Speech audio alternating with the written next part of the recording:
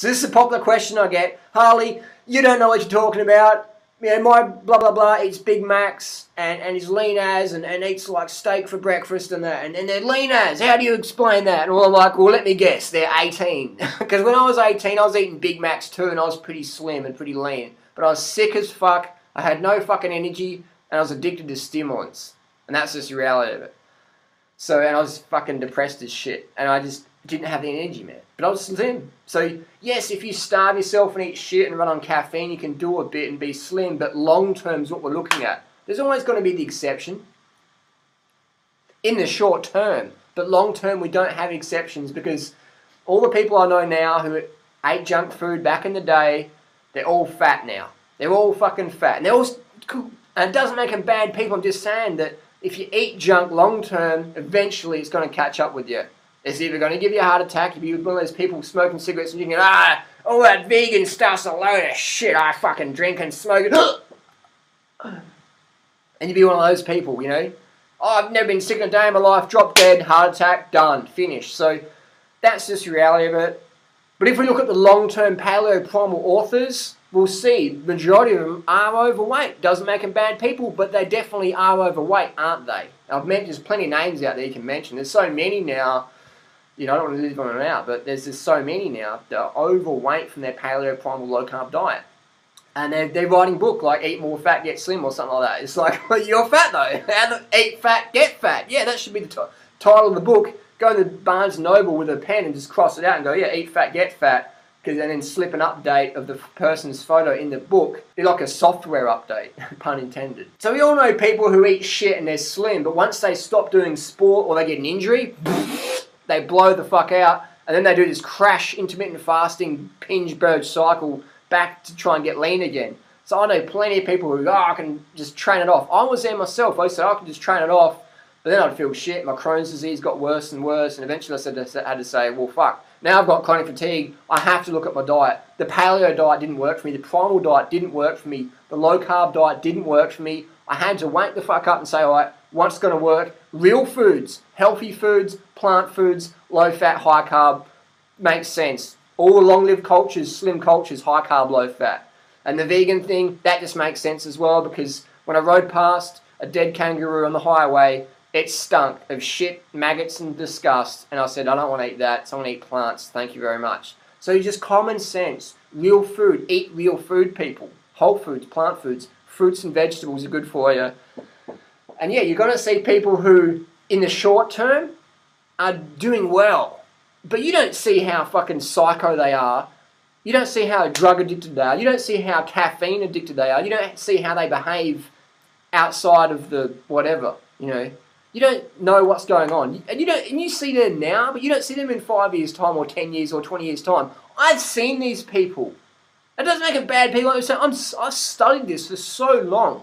Since I was about 8 years old, I've been obsessed with getting healthy and fit, because I was always sick as a kid. So I'm always looking at people. And all the kids I knew in high school that were fit and that, fucking none of them are fit now. I'm the fittest person from my high school, if we look back. So, you know what I mean? So I've gone from like the sick kid to the fit kid. So I've been definitely observing people over time. And I know plenty of people who are really good cyclists who could have had a pro contract racing Tour de France, and they've got an injury and just exploded, their weights just exploded out. And now I can hardly recognise them. They're so fat. They're still cool people, but I'm just saying that I remember back in the day, people say, oh, look at such and such. He eats shit, Harley. He doesn't eat like you, 10 years ago. And I'm like, well, you know, let's see what happens later on. And then we've seen what happened later on, 10 years down the track or 7 years down the track, these people have gotten almost obese. But my friend isn't there to see that now, you know, because my friend's doing something else. You know what I mean? Does that make sense? Like, you have an example there, you're having a conversation with someone, and they say, look at that tree over there. That tree's, you know, such and such tall. That's all that's going to happen to it. But then they don't come back 5 years' time and see the tree's grown that big or the person's grown that big. They don't see that. They just have this little snapshot. They don't look at the bigger picture. So always look at the bigger picture, and you'll never ever meet anyone. All these people, oh, I've got a partner, he just eats whatever and he's always slim. Well, he's definitely, if he's eating shit, he's calorie restricting. Because that's just, no one's eating all they want Big Macs and staying slim unless their workload's huge. And then as soon as they get an injury, they're going to become huge. They're going to start gaining the weight because those foods you cannot eat and be slim long term. unless you have an extreme caloric expenditure. But again, like I said, you will eventually burn out, just as I did. I burnt out in the paleo diet, the primal diet. I burnt out on that thing. And yeah, I was slim for a little bit, man, but I was constipated as fuck, and I was moody as fuck, and I was just like, caffeine. So you will burn out. It's like riding your bicycle down the street with no hands. It's like driving your car at 300k an hour when you're 17 years old, and all your mates see you driving past in your Series 3 RX-7 20 twin turbo, whatever, and all your mates go, oh wow, that was really cool, you know. And then you fucking go in the corner and you crash it, you ride it off, but no one sees it.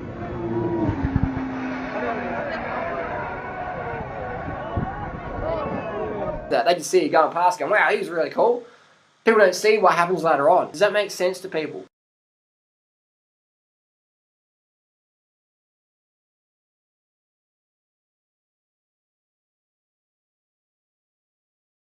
Bottom line is there's no shortcut. There's no exceptions. There's no like, oh, well, I know someone who does that. It's like, there's no exceptions, man. There's like, people live a lesser quality life if they live on less quality foods. It's just how it is. Relevant to their own individual potential. That's just how it is. Like, you're always going to have people out there who will make you feel like, what's the word? You know, you might get disillusioned or whatever. But you got to look at the long term. You got to look at the garden long term. So many people are this like, you know, just real right now, here in the present. That's good, but it's good to have that forecast attitude. You know what I mean? Like, because so many people go out there and go, oh wow, look, it's all sunny today. I can just take my shirt off and it's all sunny. And they come home sunburned. They don't have the long term. They go, oh, my skin's fine now. And they get sizzled when they get home. Or they go out for a bike ride and they go, oh, the sun's pretty good today. You know, it's not going to rain. And they go out and they get hypothermia because the storm came in over the mountains. They didn't check the radar. They didn't check the bureau. They didn't look at the long-term forecast. They didn't look at the people eating that diet long-term. Look at all the high-carb, low-fat vegan people. They're always slim. No exceptions. Post who's fat on this lifestyle long-term. Doesn't matter how fit they are. There's no one fat long-term. Post down below. There's no exceptions. There's no exceptions. I've studied this a lot, man. There's no exceptions. It's just how it is. It's like there's no exceptions in the Tour de France of people who can go up a hill when they look heavy. There's no exceptions. And there's no like fat guy. Oh, he's the fat guy in the Tour de France because he's just fat, but that's just, you know, his genetics. It's like, no. That's just how it is. Everyone's slim on that lifestyle. Everyone's slim on high carb, low fat vegan, regardless of your fitness level. Some people might have more tone than others because they use their muscles more. You know, some people are slim but sloppy. Some people are slim but toned, but everybody's slim. So if you want to be slim and toned, then do sport and eat well. So I hope that makes sense. There's no exceptions. All the people you know who eat shit now and who are lean, they'll burn out, they'll blow out, 100%, no exceptions. That's just how it is. They'll be the ones who are freaking out in the meantime, addicted to stimulants and just having to have caffeine. Just there's no exceptions, man. Now post your comments down below. And I'll do some more of these videos because this is a popular title, definitely. Thanks for watching. Want to learn more? Join the cult. We'll see you soon.